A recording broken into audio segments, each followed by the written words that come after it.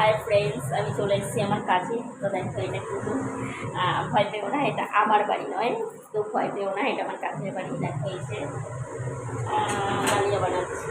এটা হচ্ছে ডালিয়া, দেখো এটা ডালিয়া। আর এই কুকারে রয়েছে ছোলার ডাল।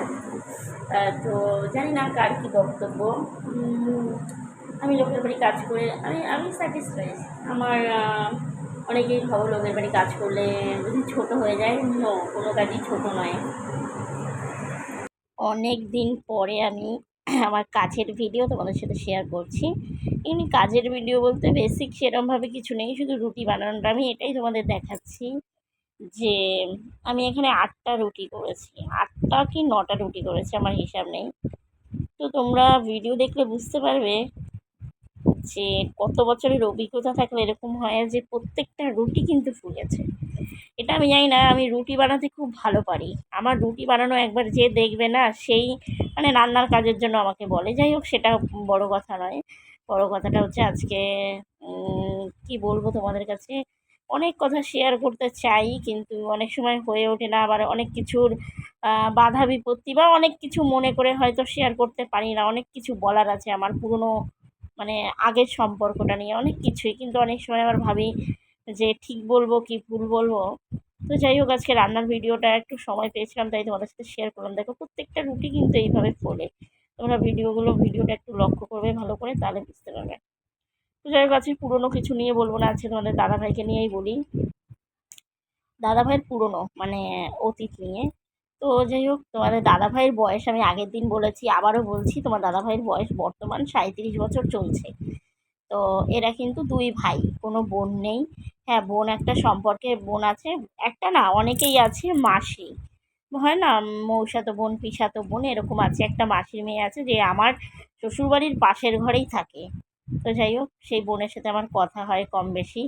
তো তোমাদের দাদার একটা ক্যারেক্টার আমার খুব ভালো লাগে, যেটা এখনকার ছেলেদের মধ্যে পাওয়া যায় না। ক্যারেক্টারটা হচ্ছে খুবই কম পাওয়া যায়, যায় না বলাটা ভুল, যায় খুবই কম। ক্যারেক্টারটা হচ্ছে যে তোমাদের দাদার অতীত সম্পর্কে তো আমি সবই তো জানি, তাও ধরো এমন একটা কথা যেটা তার বোন আমাকে জানিয়েছে, বা আমার দেওর আমাকে অনেক সময় অনেক কিছু বলে, বৌদি এটা না ওটা, ওটা না ওটা। তো আমি যদি সেই ব্যাপার নিয়ে কখনো ওকে বলি না কিছু, ও কোনো দিন না নিজের বোনকে ফোন করে বলে না যে তুই কেন বলেছিস বৌদিকে বা ওর ভাইকে। আমি এই জিনিসটা আমার দারুণ ভালো লেগেছে, যে আমাদের সম্পর্কটা আমাদেরকেই বুঝতে দেয়, সেটার মধ্যে ঢোকে না। ধরো, ননদ বৌদি কী কথা হচ্ছে তার মধ্যে ঢোকে না, দেওর বৌদি কী কথা হচ্ছে তার মধ্যে ঢোকে না। মানে ও বলে আমি এর মধ্যে নেই। মানে আমার জিনিসটা এতটাই ভালো লেগেছে যে আমি ধরো একটা ছেলে হলে হয়তো মাথা গরম করবে, যে কেন, ধরো এমনই একটা কথা যেটা ও আমাকে বলেনি, আমি তাদের মুখ থেকে শুনেছি, সেইটাও যদি আমি জিজ্ঞেস করি যে এই কথাটা তো তুমি আমাকে বলোনি। তো সেইখানে দাঁড়িয়েও তো আমাদের দাদাভাই কিন্তু একটাবারের জন্য হয় না যে আমি বোনকে ফোন করবো ওখানে যে কী বলেছো, কখনো। মানে এই জিনিসগুলো এত ভালো লাগে যে মেয়েদের মানে হচ্ছে বোন আর আমি এদের মাঝখানে কখনোই, বা আমার দেওরও কোনো সময় কিছু বলে বলে গেলে সেটা নিয়েও ও মাথা ঘামায় না খুব একটা। ও এটা জানে যে যেটা যার বোঝার সেটা সে বুঝবে। তারপরে আরও একটা ক্যারেক্টার আছে, আমার মা। আমার মা যদি আসে না, তো তোমার দাদাভাই খুব খুশি হয়, জানি না কেন, ভীষণ পরিমাণে খুশি হয়। আর শাশুড়ি আর জামাইয়ের তো খুব ভালো বন্ডিং। যেরকম আমার মা, সেরকম আমার বর মানে তোমাদের দাদাভাই, দুজনেই দারুণ সম্পর্ক। আর সত্যি কথা বলতে, আমার বাপের বাড়ির প্রত্যেকটা মানুষকে খুব প্রায়োরিটি দেয় তোমার দাদাভাই, ভীষণ।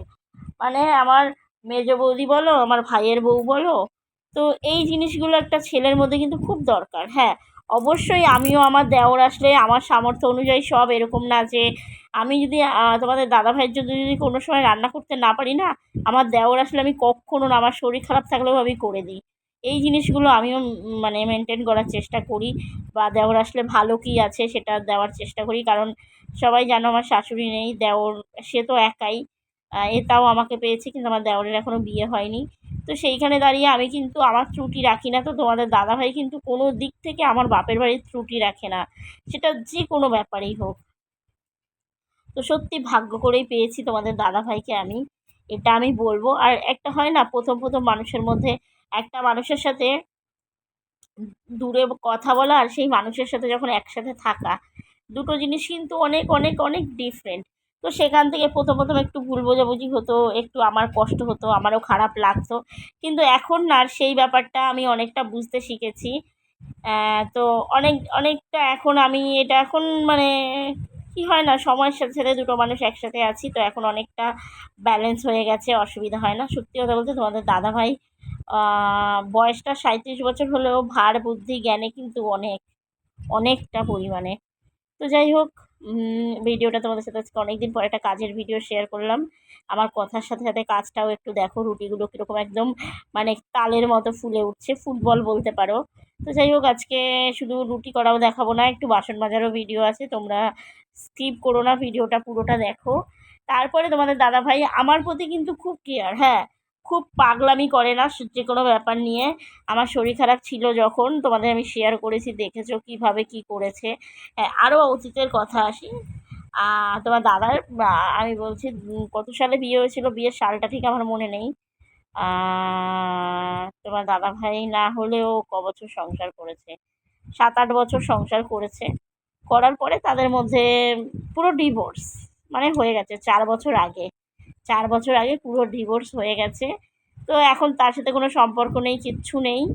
হ্যাঁ, আরেকটা কথা হচ্ছে যে সেইখানে একটা বাচ্চা ছিল, মিথ্যা কথা বলে লাভ নেই, আমার একটা মেয়ে সন্তান ছিল, যার বয়স এখন এখন এখন 8-10 বছরের কাছাকাছি হবে। তো তোমার দাদাভাই আমাকে কিচ্ছু মিথ্যে বলেনি, সবটা সত্যি বলেছে। তো যাই হোক, তাতে আমার দুঃখ নেই, আমার কষ্ট নেই, যে এরকম একটা মানুষ পেয়েছি আমি, এটাই অনেক। হ্যাঁ, আমরা দুজন সত্যি কথা বলতে আমি মনে করি এখন বেস্ট কাপেল আমরা দুজন। আমাদের যেরকম হাইটের মিল, আমার থেকে তোমার দাদাভাই একটু মানে আমার থেকে একটু না অনেকটাই লম্বা। তো আমরা খুব ভালো আছি, খুব হ্যাপি আছি। আর সবাই দু হাত ভরে আশীর্বাদ করো যেন আগামী দীর্ঘ বছর এইভাবে যেন থাকতে পারি দুজন দুজনের পাশে। আমার যে কোনো জিনিস যাই হোক না কেন, মানে সব কিছুতে তোমাদের দাদাভাই খুব খুব খুব কেয়ার করে সবটা। ছোট ছোট ব্যাপার হলেও, হ্যাঁ, যেরকম রাগ হয় আমি আবার সবসময় বলি রেগে যাচ্ছ কেন, রেগে যাচ্ছ কেন। তো তোমাদের দাদাভাইয়েরও রাগ আছে, আমারও আছে, তো দুজন দুজনকে মিলিয়ে বুঝিয়ে নিই। এটাই হচ্ছে সংসার। সংসার মানেই তোমাকে স্যাক্রিফাইস করতে হবে, হ্যাঁ।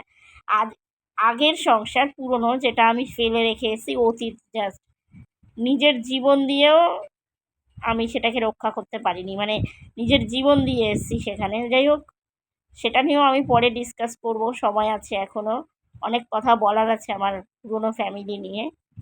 তো মানুষগুলো দেখতেই শুধু ভদ্র, মানে বলে না যে মুখোশের আড়ালে থাকে। তো যাই হোক, আজকের ভিডিওটা এই পর্যন্ত দেখো, রান্নাবান্না করে কিন্তু খেয়েও নিয়েছি। এইখানে এই কাজটা হচ্ছে 3টে ব্যাচেলার মেয়ে। তো এই দিদিভাইগুলো খুব ভালো, রান্না করে খেয়ে নিলে কখনো আমাকে কিছু বলে না। তো যাই হোক, আজকের ভিডিওটা এই পর্যন্ত, সবাই পাশে থেকো, সাপোর্ট করো। আর এইভাবেই সবাই ভালোবাসা দিও। আর যারা আমার চ্যানেলে নতুন, প্লিজ একটু চ্যানেলটা সাবস্ক্রাইব করে একটু পাশে থাকা বেলটা বাজিয়ে দেবে, মানে এটাই বলছি, যাতে অল নোটিফিকেশানগুলো তোমাদের কাছে পৌঁছায়। আর সবাই একটু এইভাবে ভালোবাসা দিও আর পাশে থেকো, সাপোর্ট করো। তো আজকের মতো টাটা, বাই বাই, সবাই ভালো থেকো, সুস্থ থেকো।